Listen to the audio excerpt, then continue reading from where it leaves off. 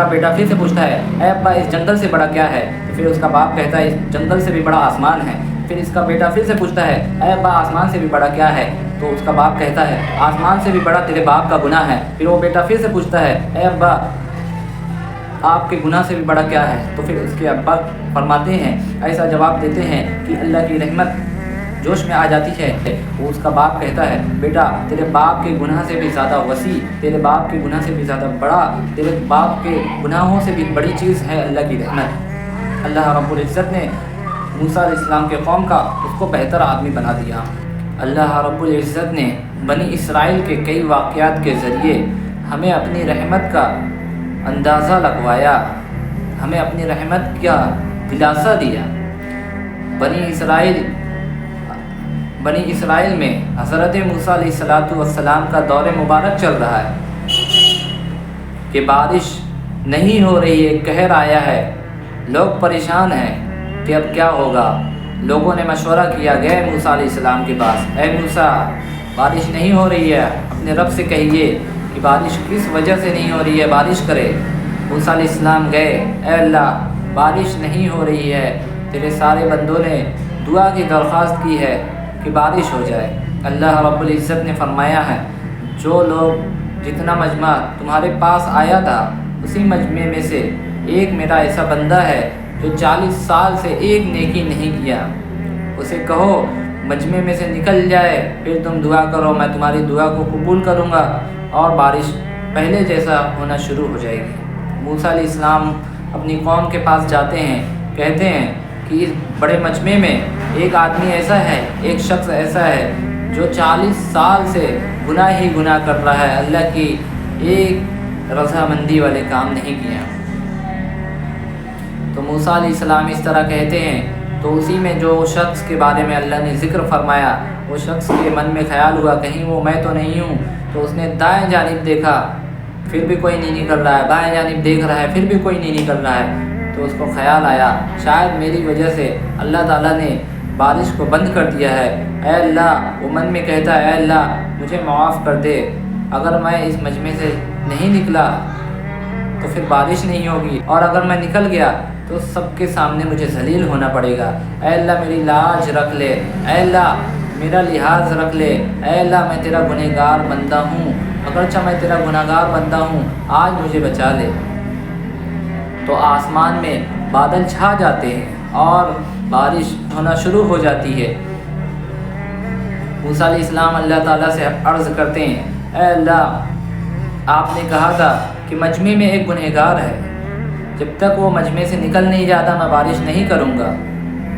اب یہ کیا معاملہ ہوا، مجمع سے میں نے دیکھا کوئی بھی شخص نہیں نکلا اور بارش ہونا شروع ہو گئی۔ اللہ رب العزت نے فرمایا موسیٰ جس بندے نے میری نافرمانی کی تھی وہ بندہ مجھ سے امید لگاتا ہے، کہتا ہے اللہ مجھے رسوا ہونے سے بچا لے۔ موسیٰ علیہ السلام پوچھتے ہیں اے اللہ وہ کون شخص ہے جس نے ایسا کہا؟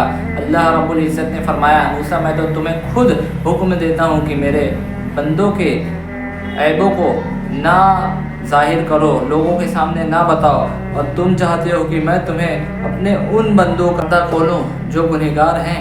موسیٰ میرا کوئی بھی بندہ اس سے امید رکھتا ہے، رسوا ہونے سے بچنے کی امید رکھتا ہے، تو پھر میں اس کا لحاظ رکھتا ہوں۔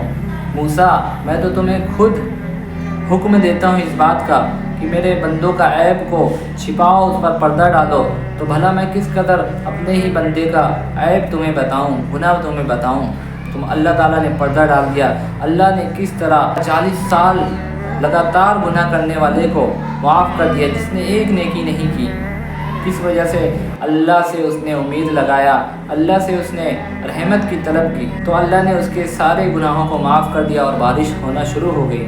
حدیثوں میں آتا ہے کہ اللہ رب العزت کی 100 رحمتیں ہیں، اور اللہ نے 100 رحمتوں میں سے ایک رحمت کو زمین پر نازل کیا، اتارا اس کو، اور مخلوقوں کو ایک رحمت کو تقسیم کر دیا، جس بنا پہ جانور اپنے بچوں پر رحم کرتے ہیں، ماں اپنے بچوں پر شفقت کرتی ہے، سارے مسلمان، سارے انسان اگر ایک دوسرے پر رحم کرتے ہیں تو وہ بھی اللہ کی 100 رحمتوں میں سے ایک نیچے اتری ہوئی رحمتوں کی وجہ سے۔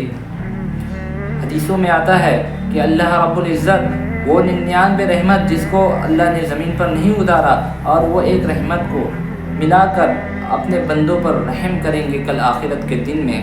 گناہ چاہے جتنے بڑے ہوں، عیب چاہے جتنے بڑے ہوں، اللہ رب العزت سے کوئی چیز بڑی نہیں ہے۔ عیب چاہے جتنے بڑے ہوں، وہ اللہ کی رحمت سے بڑا نہیں ہو سکتا۔ ایک باپ اپنے بیٹے کو ساتھ لیے جنگل کی اور جا رہا تھا، پھر وہ جیسے ہی جاتا ہے تو بیٹے کی نظر پیڑ کی طرف پڑتی ہے۔ وہ کہتا ہے کہ ابا یہ پیڑ کتنا بڑا ہے؟ تو اس کے ابا نے فرمایا بیٹا یہ پیڑ سامنے پہاڑ دکھتا ہے، یہ پیڑ اس سے چھوٹا ہے۔ تو بیٹا پھر سے پوچھتا ہے ابا یہ پہاڑ سے بڑا کیا ہے؟ جیسے ہی دونوں باپ بیٹے جنگل میں داخل ہوتے ہیں، بیٹے کو ایک پیڑ نظر آتا ہے۔ پوچھتا ہے ابا یہ پیڑ تو بہت بڑا ہے، اور اس پیڑ سے کون سی چیز ہے جو اس پیڑ سے بڑی ہے؟ اس کا باپ کہتا ہے بیٹا سامنے جو بڑا پہاڑ دکھتا ہے وہ اس پیڑ سے بڑا ہے۔ پھر اس کے بعد وہ بیٹا پھر سے سوال کرتا ہے اے ابا پھر اس پہاڑ سے بڑا کیا ہے؟ اس کے باپ نے بتایا کہ اس پہاڑ سے بڑا جو ہے یہ جنگل ہے۔ تو پھر اس کا بیٹا پھر سے پوچھتا ہے اے ابا اس جنگل سے بڑا کیا ہے؟ تو پھر اس کا باپ کہتا ہے اس جنگل سے بھی بڑا آسمان ہے۔ پھر اس کا بیٹا پھر سے پوچھتا ہے اے ابا آسمان سے بھی بڑا کیا ہے؟ تو اس کا باپ کہتا ہے آسمان سے بھی بڑا تیرے باپ کا گناہ ہے۔ پھر وہ بیٹا پھر سے پوچھتا ہے اے ابا آپ کے گناہ سے بھی بڑا کیا ہے؟ تو پھر اس کے ابا فرماتے ہیں، ایسا جواب دیتے ہیں کہ اللہ کی رحمت جوش میں آ جاتی ہے۔ اس کا باپ کہتا ہے بیٹا تیرے باپ کے گناہ سے بھی زیادہ وسیع، تیرے باپ کے گناہ سے بھی زیادہ بڑا، تیرے باپ کے گناہوں سے بھی بڑی چیز ہے اللہ کی رحمت۔ اللہ رب العزت نے موسیٰ علیہ السلام کے قوم کا اس کو بہتر آدمی بنا دیا۔